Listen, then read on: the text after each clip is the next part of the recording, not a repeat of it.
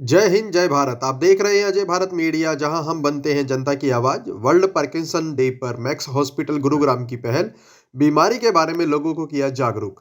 Max super speciality अस्पताल गुरुग्राम ने Parkinson रोग के बारे में लोगों को जागरूक करने के उद्देश्य से एक विशेष न्यूरोलॉजी क्लिनिक का उद्घाटन किया। इस दौरान पार्किंसन रोग के लक्षणों से लेकर के इलाज के बारे में जानकारी साझा की गई। 11 अप्रैल को वर्ल्ड पार्किंसन डे 2023 मनाया गया। इस अवसर पर max super speciality hospital Gurugram ने पार्किंसन बीमारी के बारे में लोगों तक जानकारी पहुंचाने के लिए इस प्रेस कॉन्फ्रेंस का आयोजन भी किया था। Max super speciality hospital Gurugram के डॉक्टरों की टीम ने इस रोग के बारे में विस्तार से जानकारी साझा की। मैक्स गुरुग्राम में न्यूरो सर्जरी के डायरेक्टर व हेड डॉक्टर अरुण सरोहा के नेतृत्व में doctor Vinni Sood, senior consultant neuro sciences, और doctor Sahil Kohli, senior consultant neuro sciences ने मिलकर पार्किंसन रोग के समय पर इलाज की इंपॉर्टेंस को बताया। और डॉक्टरों की इस टीम के साथ यहां गुरुग्राम के 65 वर्षीय संजय खन्ना भी उपस्थित रहे, जो पार्किंसन रोग से पीड़ित थे। उन्होंने इस बीमारी से लड़ने में अपनी यात्रा के बारे में बताया। साथ ही एक महिला के द्वारा बताया गया कि किस तरह से उनकी माताजी को यह बीमारी हुई और फिर किस तरह से डॉक्टर ने उनको ठीक किया मैक्स हेल्थ केयर के द्वारा। आइए देखिए एक खबर हमारे साथ में। धन्यवाद। जय हिंद, जय भारत। जय हिंद, जय भारत। आप देख रहे हैं अजय भारत मीडिया, जहां हम बनते हैं जनता की आवाज़। आज वर्ल्ड पार्किंसन डे के ऊपर हम मैक्स हॉस्पिटल के डॉक्टर के साथ बातचीत करने के लिए आए हैं। सर, क्या ये डिजीज़ है और कितनी एज से शुरू हो जाती है? जैसे कि आपने कहा था अभी कि बच्चों में भी शुरू हो रही है, तो पहले ये बड़ों में होती थी सिर्फ? सर, पार्किंसन डिजीज़ एक न्यूरो डिजेनरेटिव डिजीज़ है, जिसका मतलब है कि ब्रेन में एक केमिकल प्रोड्यूस होता है डोपामीन, जो सब्सटेंशिया नाइग्रा नामक जगह पर प्रोड्यूस होता है। फिर उम्र के साथ ये देखा गया है कि उसमें कमती हो रही है, कि वो प्रोडक्शन कम हो रही है। वो जो केमिकल है वो बैलेंस के लिए, मूवमेंट्स के लिए, स्मूथ मूवमेंट्स के लिए, टर्निंग के लिए इम्पॉर्टेंट है। जब उसकी डेफिशिएंसी हो जाती है तो फिर इसके सिम्टम्स आना शुरू हो जाते हैं। मैक्सिमम केसेस अभी भी वही हैं जो 60 से और 65 साल की उम्र से ज़्यादा होते हैं। कुछ केसेस में ये 50 साल से कम उम्र में भी हो जाता है। उन केसेस में हमें लगता है कि हेरिडिटरी, जैसे फैमिली में अगर किसी को हुआ है, या फिर कोई टॉक्सिन का एक्सपोजर है, या फिर कई लोग साइकेट्री की दवाइयाँ लंबे समय तक खाते रहते हैं, उनमें ये यंग एज में भी देखा जाता है।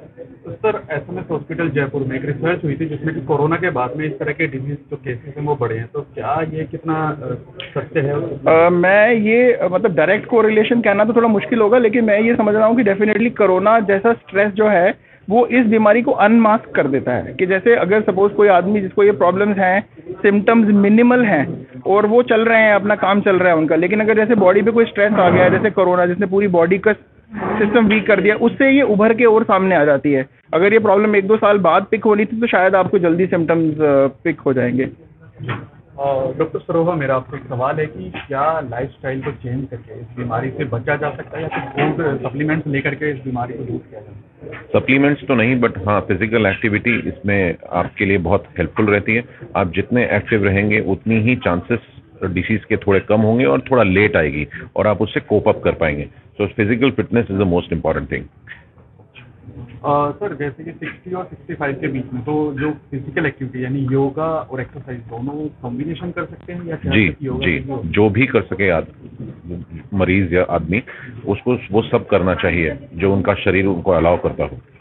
क्या फास्ट फूड भी इसमें जो अपना योगदान दे रहा है कि फास्ट फूड खाने की तरफ जो लोगों का ध्यान जा रहा है उससे भी ये बीमारी बढ़ रही है? ऐसा कोई डेटा क्लियरली तो अवेलेबल नहीं है, बट उसको टॉक्सिन्स वैरायटी में डाला गया है कि जो खाने में जो कुछ पदार्थ हैं जो प्रूवन नहीं है या बहुत समय से लोग बाग नहीं खा रहे हैं, उससे डैमेज हो सकता है।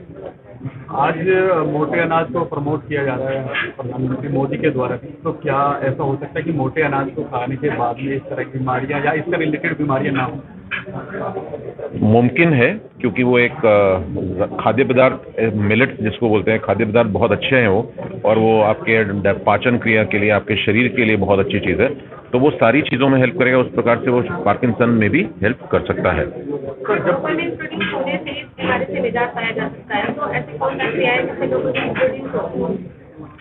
एक तो होता है जनरल डोपामीन और एक होता है डोपामीन उस स्ट्रक्चर में जहां से पार्किंसोनिज्म होता है, तो दोनों में थोड़ा सा फर्क है।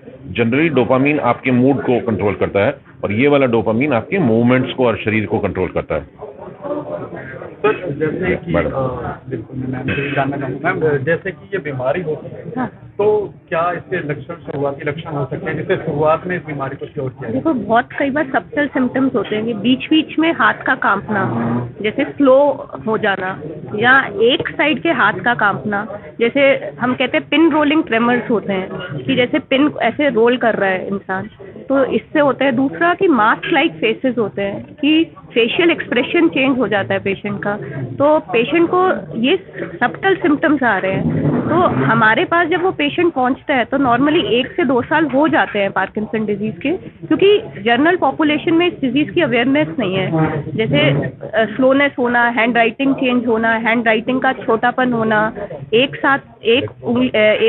हाथ से ट्रेमर स्टार्ट होना, एक हाथ की स्टिफनेस होना, शोल्डर पेन होना। पेशेंट कई बार ऑर्थोपेडिशियन के पास जा रहे होते हैं कि हमारे शोल्डर में पेन है, नेक में स्टिफनेस है, जबकि वो पार्किंसन के सिम्टम्स हो रहे होते हैं। तो इसीलिए शुरुआत के सिम्टम्स को ध्यान से देखना, उसकी अवेयरनेस जनरल पब्लिक में होना, वो बहुत ज़रूरी चीज़ है। डॉक्टर विनीत सूद, मैं आपसे ये भी जानना चाहूँगा कि इस बीमारी से ग्रसित कितने लोग मैक्स हॉस्पिटल में हर महीने आते हैं और अभी तक कितने लोगों का इलाज किया जा चुका है? हर महीने करीबन हमारे 4 से 5 लोगों के करीब हफ्ते में पेशेंट कम से कम आ जाते हैं। तो महीने में 20 से 30 मरीज जो होते हैं हम पार्किंसन के देखते हैं, नई मरीज देखते हैं। हाँ जी। अगर कोई ऐसा डेटा जैसे कि पूरे भारत में कितने लोगों को ये बीमारी होगी? देखो, इंसिडेंस जो पार्किंसन डिजीज का है 5.7 to 6 है पर लाख पॉपुलेशन।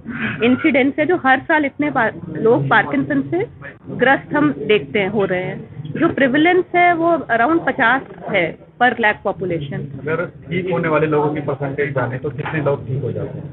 देखो, ये कंट्रोल होता है, इसमें क्योर नहीं हो सकता। पहली बात ये हम जाने कि ये कंट्रोल होता है मेडिकेशन से, क्योर होना इसका संभव नहीं है पार्किंसन डिजीज का। सिर्फ क्योर वो पार्किंसन डिजीज होते हैं जो हम सेकेंडरी पार्किंसन डिजीज कहते हैं, जैसे साइकेट्रिक दवाइयों की वजह से पार्किंसन आना, कोई ब्रेन में इन्फेक्शन की वजह से पार्किंसन सिम्टम आना, जो स्ट्रोक की वजह से पार्किंसन सिम्टम्स हैं, वो पार्किंसन डिजीज क्योर हो सकते हैं या बिल्कुल तरह से हट सकते हैं। बट जो प्राइमरी पार्किंसन डिजीज है जिसमें डोपामीन की मेन डेफिशिएंसी है, वो कंट्रोल नहीं, वो सिर्फ कंट्रोल हो सकते हैं, क्योर नहीं हो सकते हैं।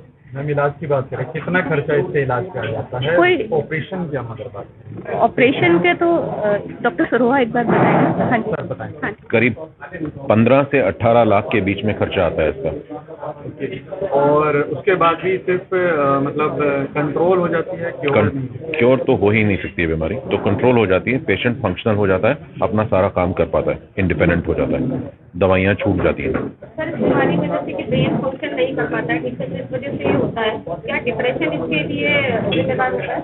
डिप्रेशन इसके लिए जिम्मेदार नहीं, बट डिप्रेशन भी हो सकता है ऐसे मरीजों में। और डिप्रेशन जनरली डोपामीन की कमी ब्रेन में दूसरे सेल्स में होने से होता है, और ये जो बीमारी है वो एक पर्टिकुलर एरिया सब्सटेंशिया नाग्रा में कमी होने से होता है। बहुत बहुत धन्यवाद सर आपने हमसे बात करने के लिए। तो देखा आपने कि डॉक्टर साहब ने बताया इस बीमारी के बारे में। तो यदि आपके यहाँ भी आसपास में किसी को इस तरह का कोई लक्षण है और आप उसका इलाज करवाना चाहते हैं तो मैक्स हेल्थ केयर हॉस्पिटल से संपर्क करें। धन्यवाद। जय हिंद, जय भारत। आप डॉक्टर साहिब कोहली के पास जाइए, and I think he really picked up the disease very early. And जब हमने देखा, to be very honest, I was stunned कि सच ए यंग डॉक्टर शायद नहीं केयर कर पाएंगे मदर की, और बहुत अच्छा ट्रीटमेंट शायद ना मिल पाए। लेकिन आज पूरे 5 साल हो चुके हैं और मैं अपनी मदर को पेशेंट बोलना ही नहीं चाहती कि मेरी मदर एक पेशेंट है। She is 90% free of Parkinson, and this is a very honest comment only because of the care, the treatment and the awareness which the doctors infused into अस। ये सिर्फ पार्किंसन नहीं है, ये सिर्फ नर्व सेल्स आपकी brain की damage नहीं हुई है। इनको केयर भी उतनी चाहिए, इनको आपको थोड़ा हैप्पी भी रखना है, क्योंकि जितने भी डोपामीन हैं, जितने भी इनके और लेवल्स हैं, सेरोटोनिन लेवल्स है हैप्पीनेस की, ये सारी चीज़ें आप बहुत स्लोली इनके अंदर इंजेक्ट कीजिए, इनको टाइम दीजिए। और सिर्फ ये मत सोचिए कि एक एज फैक्टर है। जनरल पार्किंसन की अवेयरनेस ये है कि वो इनकी तो एज हो गई, but it is not like this, it is not age related, it might come early also. I've also seen some patients who was a 9-year-old kid or 10-year-old kid, and they have got these night triggers of Parkinson's। उन बच्चों में भी आ गया है। ये doctor खुद बता पाएंगे कि ये चीज़ें इतनी अर्ली एज में क्यों आ रही है।